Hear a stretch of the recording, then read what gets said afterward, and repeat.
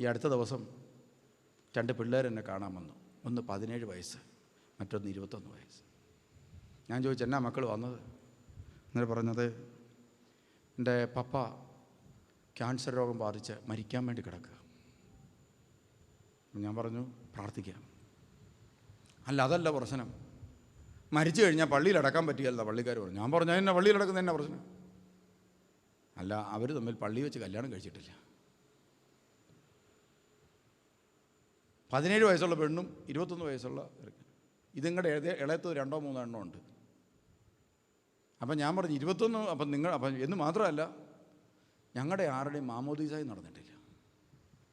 അതുകൊണ്ട് ഞങ്ങൾക്ക് കുർബാന അനുഭവിക്കാൻ പറ്റുന്നില്ല, കുമ്പസാരിക്കാനും പറ്റുന്നില്ല, ഒന്നും പറ്റുന്നില്ല. ഞങ്ങൾക്ക് ആഗ്രഹമുണ്ട്. പിതാവ് അതിനുള്ള എന്തെങ്കിലും കാര്യം ചെയ്തു തരുമോ? അപ്പം ഞാൻ പറഞ്ഞു, അങ്ങനെയാണെങ്കിൽ നിങ്ങളുടെ അപ്പനും അമ്മയും കല്യാണം കഴിച്ചിട്ടില്ലെങ്കിൽ മാമോദീസ മുങ്ങിയ പേപ്പർ എവിടെയാണെന്നാ കൊണ്ടുപോകും. അത് ഞങ്ങളുടെ അച്ചായൻ പണ്ട് എവിടുന്നോ പുറപ്പെട്ടു പോകുന്നതാണ്. അതുകൊണ്ട് എവിടെയാണ് മാമോദീസ മുക്കിയെന്ന് അറിയാൻ മേല. പേര് ക്രിസ്ത്യാനിയുടേതാണ്, പക്ഷേ മാമോദീസ മുക്കിയത് എവിടെയാണെന്ന് അറിയാൻ മേല. ഞങ്ങൾ അവസാനം തപ്പി ചെന്നപ്പോഴാണ് അറിഞ്ഞത് കല്യാണം നടന്നിട്ടില്ലെന്ന്. ഇനിയിപ്പോൾ എന്നാ ചെയ്യും? അപ്പം ഞാൻ പറഞ്ഞു, നിങ്ങളുടെ മാതാപിതാക്കന്മാരുടെ മാമോദീസ സർട്ടിഫിക്കറ്റ് എവിടെ നിങ്ങൾ സംഘടിപ്പിക്കണം. കാരണം മാമോദീസ രണ്ടാമത് മുക്കാൻ പാടില്ല, ഒരു മാമോദീസയേ ഉള്ളൂ. അപ്പൻ്റെ അമ്മയുടെ മാമോദീസ സർട്ടിഫിക്കറ്റ് തേടി കുഞ്ഞുങ്ങൾ നടക്കുക. അതിനുശേഷം പ്രിയമുള്ളവർ, ഞാൻ അവരോട് പറഞ്ഞു, നിങ്ങൾക്ക് മാമോദീസ മുങ്ങണേ നിങ്ങളുടെ അച്ഛനെ അമ്മയെ ഇനി കല്യാണം കഴിപ്പിക്കണം. ഒന്ന് ആലോചിച്ച് നോക്കിയാൽ, 17 വയസ്സുള്ള ഒരു പെണ്ണും 21 വയസ്സുള്ളൊരു കുഞ്ഞും ഒരു ചെറുപ്പക്കാരനും സ്വന്തം അപ്പൻ്റെ കല്യാണം നടത്താൻ വേണ്ടി ബിഷപ്പിൻ്റെ മുമ്പിൽ വന്ന് നിൽക്കുക. ഈ ഗതികേടുണ്ടാക്കി എന്താണെന്നറിയാം? തമ്പുരാൻ്റെ വഴിയിലൂടെ പോകാതെ വിലക്കപ്പെട്ട കനി തിന്നതുകൊണ്ടാണ്. വിലക്കപ്പെട്ട കനി എന്ന് പറഞ്ഞാൽ അവനവൻ്റെ ഇഷ്ടത്തിന് പോയി ഇന്ന് അനുഭവിക്കുന്നുണ്ടോ കുഞ്ഞുങ്ങൾ? എന്നിട്ട് ഞാൻ ചോദിച്ചു, നിങ്ങളുടെ അപ്പൻ വിശ്വാസം സ്വീകരിച്ച് സഭയിലേക്ക് വരാൻ തയ്യാറാണോ? അത് ചോദിക്കണം. പുള്ളി തയ്യാറായി. ഇത്രയും നാളും തയ്യാറല്ലായിരുന്നു. ഞാനൊന്നുകൂടെ വേണമെന്ന് ചോദിക്കാം. ചാകാൻ കിടക്കുക. അവസാനം പ്രിയമുള്ളവരെ, ഞാൻ പറഞ്ഞു, അങ്ങേരോടൊന്ന് പറഞ്ഞ് മനസ്സിലാക്കി, നിങ്ങളുടെ ഭാവി കോഞ്ഞാട്ടയാകുന്നതിന് മുമ്പ് ഈ പുള്ളി മരിച്ചു പോയാൽ നിങ്ങൾ ഈ ശവമായിട്ട് എവിടെ പോകും? ഇതിനെ പള്ളിയിൽ അടക്കാൻ പറ്റത്തില്ല കാനൂനികമായിട്ട്. അവസാനം പ്രിയമുള്ളവരെ, ആ മക്കൾ ചെന്ന് അപ്പൻ്റെ മുമ്പിൽ മുട്ടുകുത്തിയിട്ട് പറഞ്ഞു, പപ്പ പള്ളിയിൽ പോയി കല്യാണം കഴിക്കാവോ? എങ്കിലും ഞങ്ങൾക്ക് മാമോദീസ മുങ്ങാൻ പറ്റത്തുള്ളൂ. അവസാനം ഞാൻ പറഞ്ഞു, എങ്ങനെയും കൂട്ടിക്കൊണ്ടുപോവാം അപ്പനെ കൊണ്ട്. ഞാൻ ചോദിച്ചു, യേശുവിൽ വിശ്വസിക്കുന്നുണ്ടോ? ഞാൻ പറഞ്ഞു, ഈ കുഞ്ഞുങ്ങൾക്ക് നാളെ ഈ സമൂഹത്തിൽ ജീവിക്കണമെങ്കിൽ, ഈ സമൂഹം ഇവരെ അക്സെപ്റ്റ് ചെയ്യണമെങ്കിൽ നിങ്ങൾ എന്നോട് വിശ്വസിക്കുന്നു എന്ന് പറയണം. അയാളെ കൊണ്ട് ഞാൻ പറയിപ്പിക്കേണ്ടി വന്നു ആ കൊച്ചുങ്ങൾക്ക് വേണ്ടി. എന്നിട്ട് ഞാൻ പറഞ്ഞു, ഈ 2 കുഞ്ഞുങ്ങൾ ഇവരാരോടെന്ത് പഴിച്ചു? ദേവാലയങ്ങളുടെ അങ്കണം തോറും ബിഷപ്പ് ഹൗസിൻ്റെ വാതിലുകൾ തോറും നിരങ്ങി നടക്കാൻ ഇവർ ഈ ലോകത്തിൽ ആരോടെന്ത് പഴിച്ചു?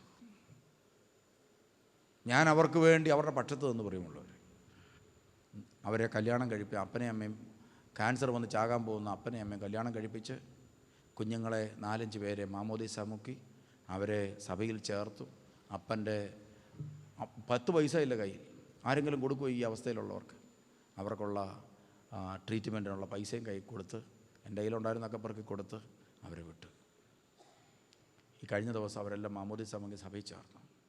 ആരാ ഈ കുഞ്ഞുങ്ങളെ ഇതുപോലത്തെ ഗതികേടി കൊണ്ടെത്തിച്ചത്? അതാ പറഞ്ഞത്, നീ മരിക്കും, നീ ഭൂമിയിൽ മരിക്കും. കണ്ടോ, എല്ലാ ബന്ധങ്ങളും നിനക്ക് തകരും. നീ ഒരു പാപം ചെയ്താൽ മക്കളുടെ മക്കൾ, അവരുടെ മക്കൾ, അവരിലേക്ക് ഇതിൻ്റെ ധ്വനികൾ ഇങ്ങനെ പോയിക്കൊണ്ടിരിക്കും. അതുകൊണ്ടാണ് പറയുന്നത്, പ്രഭാഷകൻ്റെ പുസ്തകം 21:1 മുതൽ 3 വരെയുള്ള വചനം, മകനേ നീ പാപം ചെയ്തിട്ടുണ്ടോ? ഇനി ചെയ്യരുത്. പെട്ടുപോയ പാപത്തിൽ നിന്നുള്ള മോചനത്തിനായിട്ട് തമ്പുരാനോട് നിലവിളിക്ക്. സർപ്പത്തിൽ നിന്ന് എന്നതുപോലെ പാപത്തിൽ നിന്ന് നീ ഓടിക്ക്.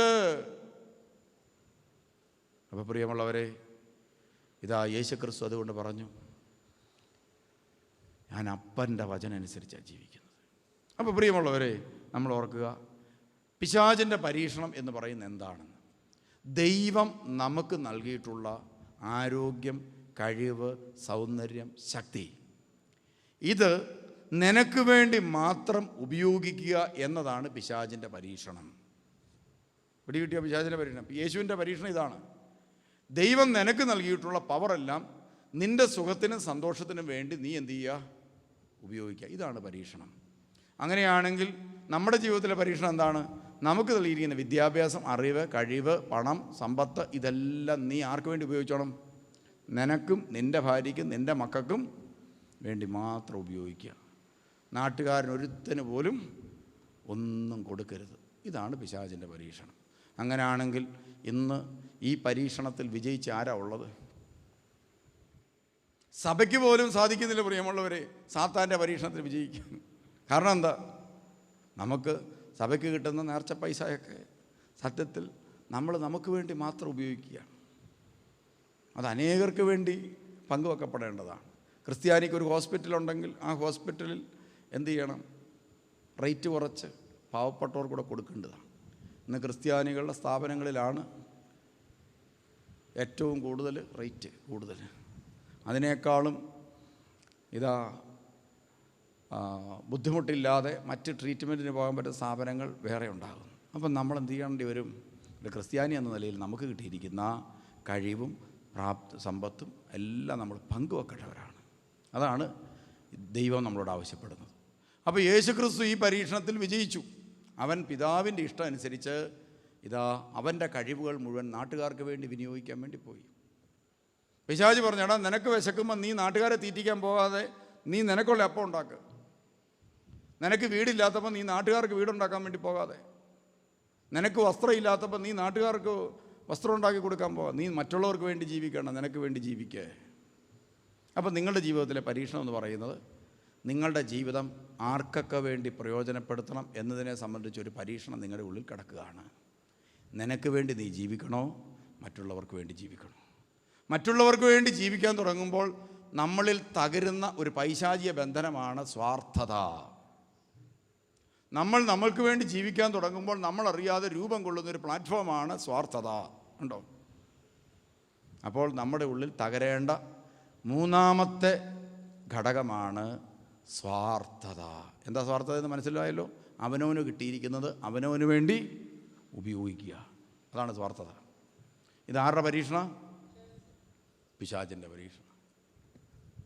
അപ്പോൾ നമുക്കൊരു 24 മണിക്കൂർ കിട്ടിയിട്ടുണ്ടെങ്കിൽ ആ 24 മണിക്കൂറിൽ ദൈവം നമുക്ക് നൽകിയിട്ടുള്ള കഴിവുകൾ നമ്മൾ ആർക്ക് വേണ്ടി വിനിയോഗിക്കണം? മറ്റുള്ളവർക്ക് വേണ്ടി. അപ്പം നമ്മുടെ ചില സുഖങ്ങളും സന്തോഷങ്ങളും ഒക്കെ ബലി കഴിക്കേണ്ടി വരും. അതുകൊണ്ട് ജീവിതം എന്ന് പറയുന്നത് എന്താണ്? നഷ്ടപ്പെടുത്തലാണ്, അഥവാ ബലിയാണ്. മനസ്സിലായോ? ജീവിതം എന്താണ്? നഷ്ടപ്പെടുത്തലാണ്, ബലിയാണ്. അപ്പോൾ ഒരു ബലി എന്ന് പറഞ്ഞാൽ കൊടുക്കലാണ്, ഇങ്ങോട്ട് കിട്ടലല്ല. അങ്ങനെയാണെങ്കിൽ നിങ്ങളുടെ ജീവിതത്തിലുള്ളതെല്ലാം കൊടുക്കുന്നതാണ് ബലി. അതുകൊണ്ടാണ് യേശു പറഞ്ഞത്, സഹോദരന് വേണ്ടി ജീവൻ കൊടുക്കുന്നതിനേക്കാൾ വലിയ സ്നേഹം ഇല്ല. ഉണ്ടോ? അങ്ങനെയാണെങ്കിൽ പ്രിയമുള്ളവരെ, നമ്മളൊന്ന് ആലോചിച്ചു, നമുക്ക് സഹോദരന് വേണ്ടി നമ്മുടെ ജീവിതവും ജീവനും എന്തെല്ലാം കൊടുക്കാം.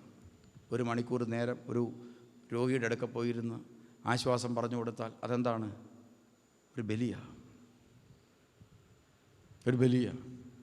ഒരാശുപത്രിയിൽ പോയി ഒരു രോഗിയെ കണ്ട് സാരയില്ലടാ ദൈവം എല്ലാം മാറ്റും എന്നൊക്കെ പറയുന്നത് എന്താണ്? ഒരു ബലിയാണ്.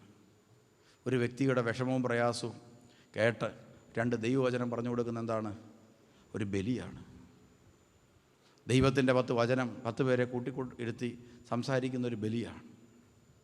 ചില ആളുകൾ ചോദിക്കാറുണ്ട്, ഈ പുള്ളിക്ക് വേറൊരു പണിയില്ലേ, ഒരു ഹരം പോലെയാണല്ലോ പ്രസംഗം. പ്രിയമുള്ളവരെ, എൻ്റെ ഒരു ബലിയാണ്. എനിക്കാകെപ്പാടെ അറിയാവുന്ന ഒരു പണിയെന്ന് പറയുന്നത് ഇതാണ്. എന്നാണ് സുവിശേഷം പ്രസംഗിക്കുക. അപ്പോൾ ഞാൻ ആഴ്ചയിൽ എന്ത് ചെയ്യും? പുതിയ പ്രോഗ്രാം ഇടുക, പ്രസംഗിക്കുക.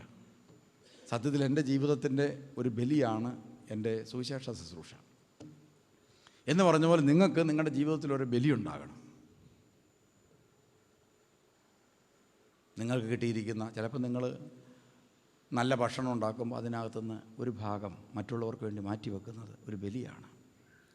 10 ഷർട്ട് നിങ്ങൾക്കുണ്ടെങ്കിൽ ഒരെണ്ണം എടുത്ത് പാവപ്പെട്ടവന് കൊടുക്കുന്ന ഒരു ബലിയാണ്. മനസ്സിലാകുന്നുണ്ടോ നിങ്ങൾക്ക് അർത്ഥം? മനസ്സിലായി? ഇതാണ് ബലി. അപ്പോൾ പ്രിയമുള്ളവരെ, പിശാച് ഒരു വലിയ പരീക്ഷണം നടത്തി യേശുവിന്. ആ പരീക്ഷണത്തിൽ യേശു വിജയിച്ചു, അപ്പൻ്റെ വഴിയെ പോയി. അവസാനം ആ വാതിൽ ഇടുങ്ങി വന്നു, ആ വഴി ഇടുങ്ങി വന്നു. യേശു പറഞ്ഞു, ഇതാ വിനാശത്തിലേക്ക് പോകുന്ന വാതിൽ വിസ്തൃതമാണ്, ഇതിലെ വേണമെങ്കിലും കാർ ഓടിച്ചു പോകാം, പക്ഷേ ജീവനിലേക്കുള്ള വഴി ഇടുങ്ങിയതാണ്. മത്തായി സുവിശേഷം 7:13. ഇടുങ്ങിയതാണ്. ആ വഴി കൂടെ പോയി അവസാനം വണ്ടി ജീപ്പ് കയറുകയില്ലാത്ത അവസ്ഥ വന്നു യേശു ക്രിസ്തു. അവസാനം പ്രിയമുള്ളവർ, അവൻ ഏകനായി ഒറ്റയ്ക്ക് മാത്രം ഞരങ്ങി നീങ്ങുക. അവസാനം ഗത്സമന തോട്ടത്തിൽ മുന്നോട്ട് നീങ്ങാൻ മേലാതെ ആ വഴിയുടെ ഏറ്റവും അഗ്രത്തിൽ നിന്നുകൊണ്ട് അവൻ പറഞ്ഞു, പിതാവേ, കഴിയുമെങ്കിൽ ഈ പാനപാത്രം നീങ്ങട്ടെ, എങ്കിലും എൻ്റെ ഹിതമല്ല അവിടുത്തെ ഹിതം നിറവേറട്ടെ എന്ന് പറഞ്ഞുകൊണ്ട് അങ്ങോട്ട് പ്രാർത്ഥിച്ച്. അപ്പോഴാണ് സാത്താൻ്റെ തലക്കിട്ട് ഒറ്റയടി കിട്ടി. അങ്ങനെയാണെങ്കിൽ നമുക്കും പല പരീക്ഷണം ഉണ്ടാകും. എല്ലായിടത്തും തമ്പുരാൻ്റെ ഹിതം വിജയിക്കുകയാണെങ്കിൽ സാത്താൻ നമ്മളിൽ തകർക്കപ്പെടും. അങ്ങനെ തകർക്കപ്പെട്ട് ദൈവത്തിൻ്റെ ചിന്തകൾ കൊണ്ട് നമ്മൾ നിറയണം. അപ്പോൾ ഏദൻ തോട്ടത്തിൽ ഇതുപോലെ പ്രിയമുള്ളവരെ, ഈ ആദാമും ഹവ്വായും ദൈവഹിതം അങ്ങോട്ട് ലംഘിച്ച് കൽപ്പന ലംഘിക്കാൻ തുടങ്ങിയപ്പോൾ ഈ ആത്മാവിലൊരു വസ്ത്രം ഉണ്ടായിരുന്നു, വചനമാകുന്ന വസ്ത്രം, പരിശുദ്ധാത്മാവാകുന്നൊരു വസ്ത്രം. അതെങ്ങനെയാണ് വരുന്നറിയോ? ഒരാത്മാവ് ദൈവത്തിൻ്റെ വചനം പാലിക്കാൻ തുടങ്ങുമ്പോൾ അവൻ്റെ ആത്മാവിലേക്ക് ദൈവത്തിൻ്റെ ആത്മാവ് വരും. അവൻ വചനം കൂടുതൽ പാലിക്കും തോറും ഈ വചനം അവൻ്റെ മേൽ വന്ന് കവർ ചെയ്യും. അങ്ങനെ ആ ഒരു വസ്ത്രമായി തീരും. അതാണ് കൃപാവസ്ത്രം എന്ന് പറയുന്നത്. ആ വസ്ത്രമാണ് ദൈവവചനം വേണ്ടെന്ന് വെച്ച് ദൈവത്തെ തിരസ്കരിച്ച് കഴിഞ്ഞപ്പോൾ അവൻ്റെ ആത്മാവിൽ നിന്ന് ഊരിപ്പോയി കഴിഞ്ഞപ്പോൾ പ്രിയമുള്ളവരെ, പുതിയൊരു കണ്ണവന് തുറന്നു. ഇന്നലെ വരെ അവൻ കണ്ടുകൊണ്ടിരുന്ന ഈ വസ്ത്രം ധരിച്ചുകൊണ്ടിരിക്കുമ്പോൾ ഒരു കണ്ണുണ്ടവന്. ആ കണ്ണുകൊണ്ട് അവൻ നോക്കിക്കഴിഞ്ഞാൽ സഹോദരനെ കാണുമ്പോൾ എൻ്റെ അസ്ഥി എന്നുള്ള അസ്ഥി, എൻ്റെ മാംസത്തിനുള്ള മാംസം. ഈ കണ്ണുകൾ കൊണ്ട് നോക്കിക്കഴിയുമ്പോൾ അവൻ കാണും ദൈവത്തെ, എന്നെ സൃഷ്ടിച്ച ദൈവം, എനിക്കിതെല്ലാം നൽകിയ ദൈവം, എന്നെ പരിപാലിക്കുന്ന ദൈവം. ഈ കൃപാവസ്ത്രം കൊണ്ട് നോക്കുമ്പോൾ ഇങ്ങനെയൊക്കെ കാണും. ഇനി ആ വസ്ത്രം ഊരിക്കഴിയുമ്പോൾ ഇതിനകത്ത് വേറൊരു ബനിയനുണ്ട്. പിശാച് ഒരു ചെറിയ ബനിയൻ ഇടിയിക്കും. ആ ബനിയൻ ഇട്ട് കഴിയുമ്പോൾ എന്നാ പറ്റുമെന്നറിയോ? പിശാച് തന്നെ പറഞ്ഞു, നിൻ്റെ കണ്ണുകൾ തുറക്കപ്പെടും. അപ്പോൾ മറ്റേ ബനിയൻ ഊരിക്കളഞ്ഞു. ഇപ്പോൾ ഒരു ബനിയനുണ്ട്, അത് പിശാച് അങ്ങോട്ട് ഇടിയിച്ചു കഴിഞ്ഞിട്ട് പറഞ്ഞാടാ, നിൻ്റെ കണ്ണുകൾ തുറക്കപ്പെടും. അതാ നോക്കി കണ്ണ് തുറക്കുമെന്ന് പറഞ്ഞു. കാണാം, ഇപ്പോൾ കാണാൻ പറ്റുന്നുണ്ട്. സാത്താൻ പറഞ്ഞതെല്ലാം കറക്റ്റാണ്, ഇപ്പോൾ കാണാൻ പറ്റുന്നുണ്ട്, എല്ലാം കറക്റ്റായിട്ട് കാണാൻ പറ്റുന്നുണ്ട്.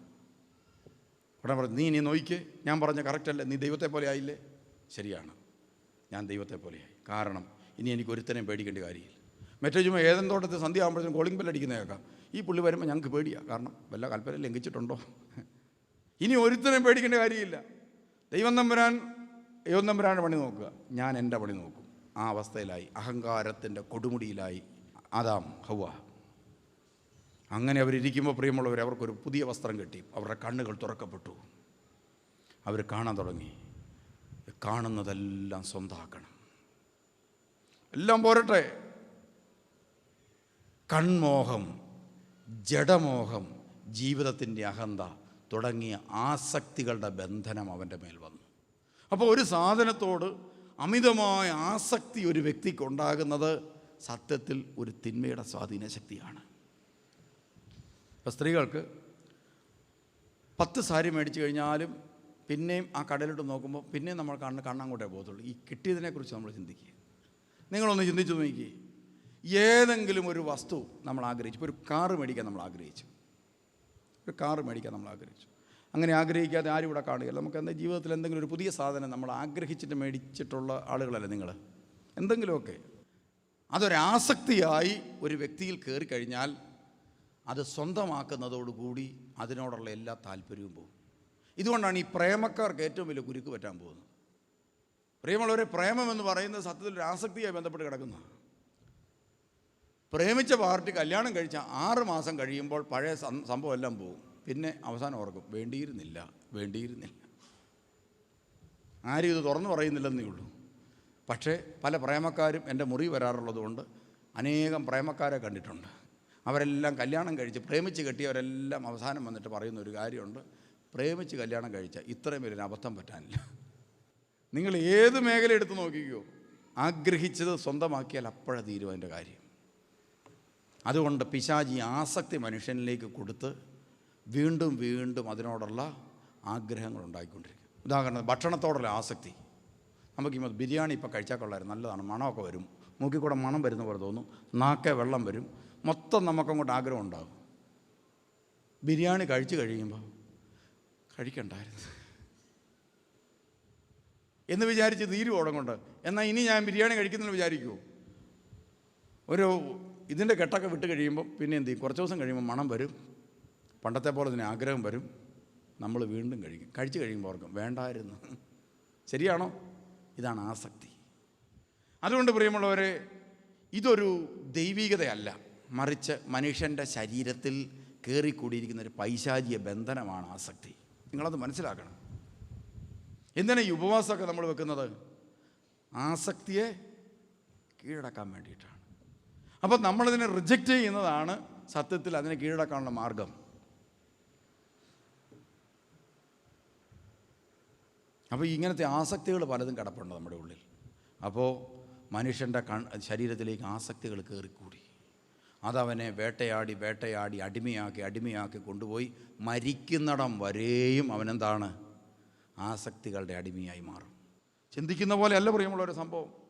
നിങ്ങൾ ഏതെങ്കിലും ഒരു പാപത്തെയോ പാപത്തിൻ്റെ ആസക്തിയോ താലോലിച്ചാൽ, അത് സെക്സ് മാത്രമല്ല, ഏതിനെ താലോലിച്ചാലും, അധികാരത്തെ ആയിക്കോട്ടെ, സ്ഥാനമാനാസക്തി, ചാകാൻ കിടന്നാൽ കസേര വിടുക പലരും. എൻ്റെ ജീവിതത്തിൽ ഏറ്റവും വലിയൊരു ആഗ്രഹം ഒരു 10-65 വയസ്സാകുമ്പോൾ അല്ലെ 70 വയസ്സാകുമ്പോൾ ഈ കസേരയൊന്നൊന്ന് ഇറങ്ങി താഴെ ഇരിക്കണം എന്നുള്ളത് എൻ്റെ ജീവിതത്തിൽ. ഞാൻ അതിനുവേണ്ടി പ്രാർത്ഥിച്ചുകൊണ്ടിരിക്കുക. ദൈവമേ, 70 വയസ്സിൽ കസേര അള്ളിപ്പിടിക്കാൻ എനിക്ക് തോന്നരുത്, പണപ്പെട്ടിയെ അള്ളിപ്പിടിക്കാൻ. ഞാൻ പണപ്പെട്ടി എന്ന ഇതിനു മുമ്പേ കൈവിട്ടു. ഞാൻ പണത്തെ തൊടാറില്ല. പണപ്പെട്ടിയിൽ നിന്ന് കൈവിട്ടിരിക്കുക പറയും. കാരണം എന്താണെന്ന് ചോദിച്ചാൽ ആസക്തി ഏതല്ല. പണപ്പെട്ടി നമുക്ക് ആസക്തിയാണ്. പൈസ ഇങ്ങനെ നമ്മൾ കൈകാര്യം ചെയ്യാൻ തുടങ്ങും തോറും എന്താണ്? കാശ് കിട്ടണം, കാശ് വേണം എന്നുള്ള ആഗ്രഹം. കാശില്ല ജീവിക്കാം. ഇതുപോലെ അധികാരാസക്തി എത്ര പ്രായമായാലും വിട്ടുകളയും. അപ്പോൾ ഇതൊക്കെ ആസക്തിയാണ് പറയുന്നത്, ഒരു പൈശാചിക ബന്ധനമാണ്. ഇതുകൊണ്ട് നമ്മൾ സ്വതന്ത്രരാകണം. നമ്മൾ ഓരോരുത്തരും പ്രാർത്ഥിക്കണം. ഞാനും പ്രാർത്ഥിക്കണം, നിങ്ങളും പ്രാർത്ഥിക്കണം. തമ്പുരാനെ, സെക്സിനോടോ അധികാരത്തോടോ പണത്തോടോ അതുപോലെ പലതിനോട് നമുക്ക് ആസക്തിയാണ്. സ്ഥാനമാനാസക്തി, പണാസക്തി, ഭക്ഷണാസക്തി. ഭക്ഷണത്തോട് ചിലർക്ക് എത്രയാണ്, എത്ര തിന്നാലും പിന്നെയും മോഡേൺ ഭക്ഷണം കഴിക്കണം, തിന്നണം, ഇങ്ങനെ ആഗ്രഹം. ആ ആസക്തിയെ നമ്മൾ കീഴടക്കണം. അതിന് നമ്മളെന്ത് ചെയ്യണം? സിമ്പിൾ ഭക്ഷണമൊക്കെ കഴിക്കുക, അത് ശീലിക്കുക. അപ്പോൾ നമ്മുടെ വയറങ്ങനെ അങ്ങ് ആയിക്കോളും. ചെറിയ ഭക്ഷണങ്ങളെ ഇഷ്ടപ്പെടുക, സ്നേഹിക്കുക.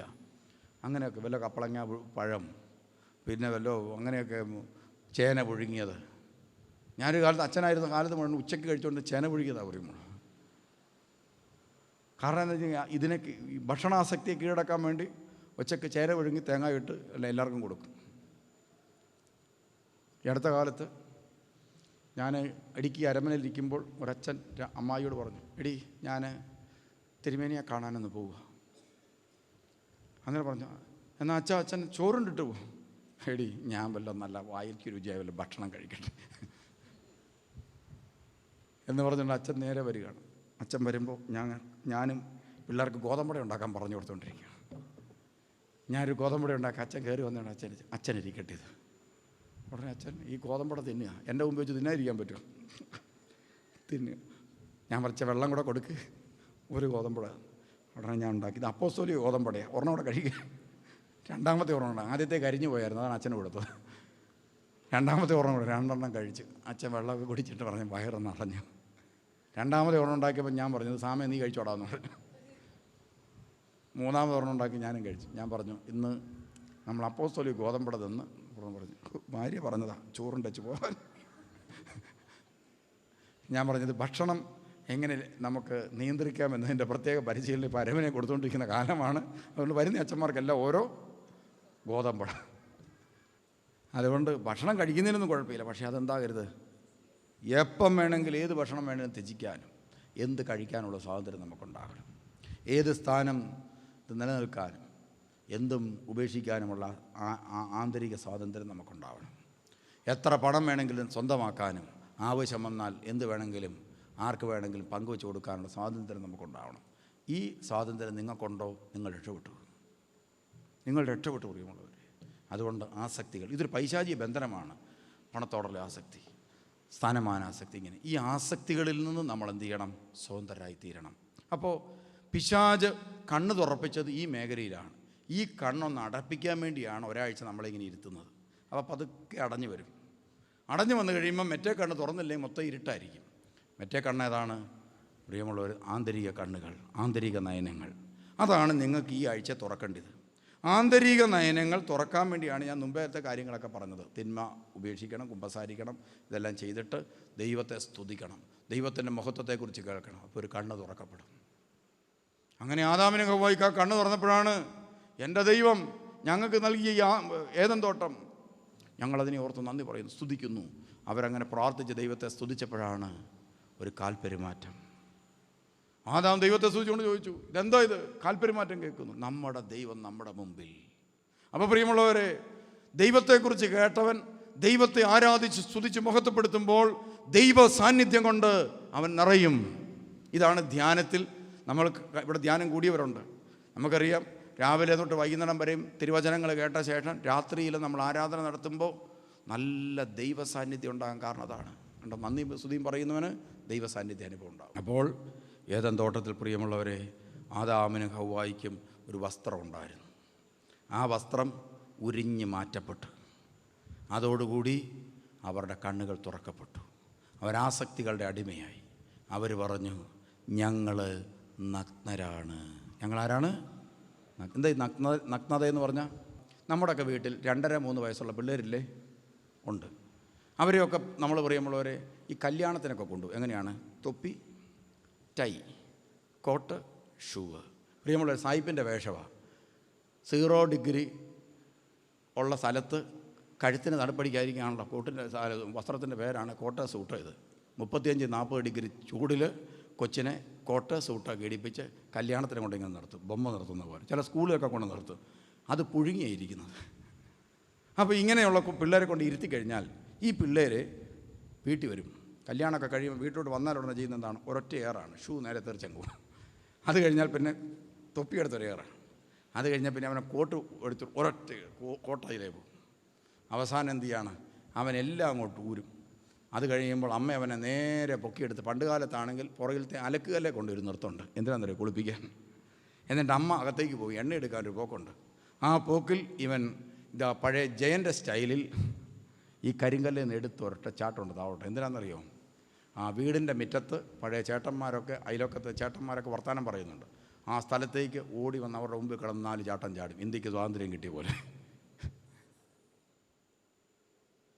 ഈ കൊച്ചിന് ഒരു വസ്ത്രവും എടുക്കാതെ ഇവരുടെ മുമ്പിൽ കിടന്ന് ചാടാൻ പറ്റുന്നത് എന്തുകൊണ്ടാണ്? നിങ്ങളെ കൊണ്ട് പറ്റുമോ?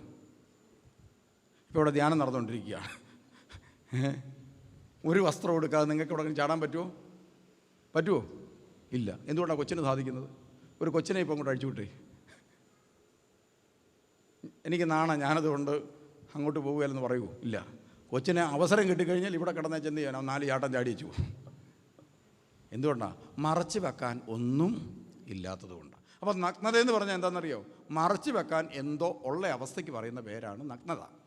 അപ്പോൾ ഞാൻ നഗ്നനാണെന്ന് ആദാമും ഹവ്വായും പറഞ്ഞതിൻ്റെ കാര്യം എന്നാന്ന് ചോദിച്ചാൽ, ഇത്രയും നാളും കർത്താവേ നിനക്കറിയാൻ മേലാത്ത ഒന്നും ഞങ്ങളുടെ ഹൃദയത്തിലില്ലായിരുന്നു. പക്ഷേ ഇപ്പോൾ നിന്നോട് തുറന്നു പറയാൻ പറ്റാത്ത പലതും ഞങ്ങളുടെ ഹൃദയത്തിലുണ്ട്. അതിന് പറയുന്ന പേരാണ് നഗ്നത.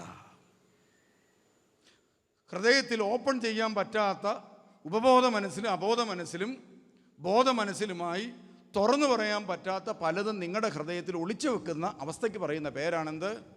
നഗ്നത. ഉണ്ടോ?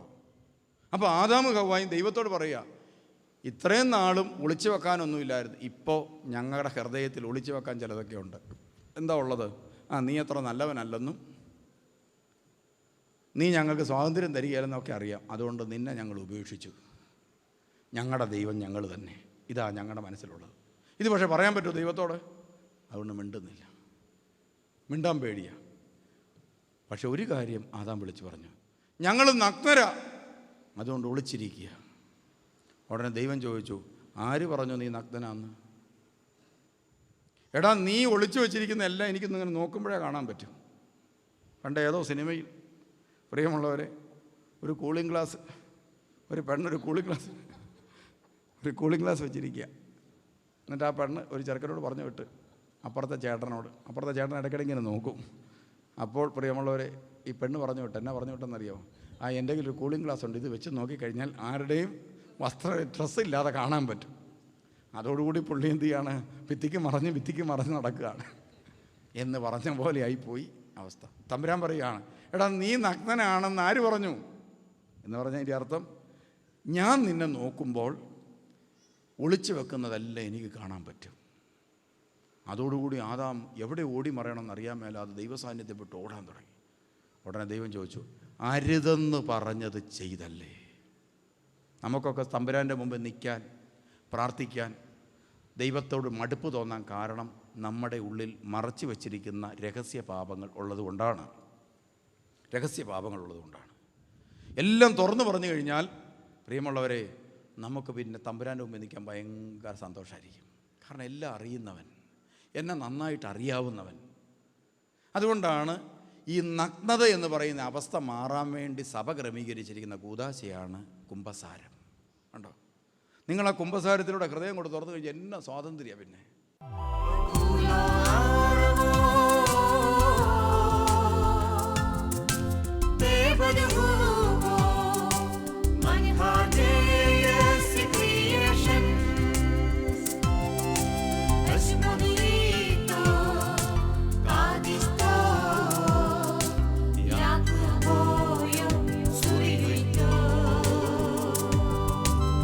Somebody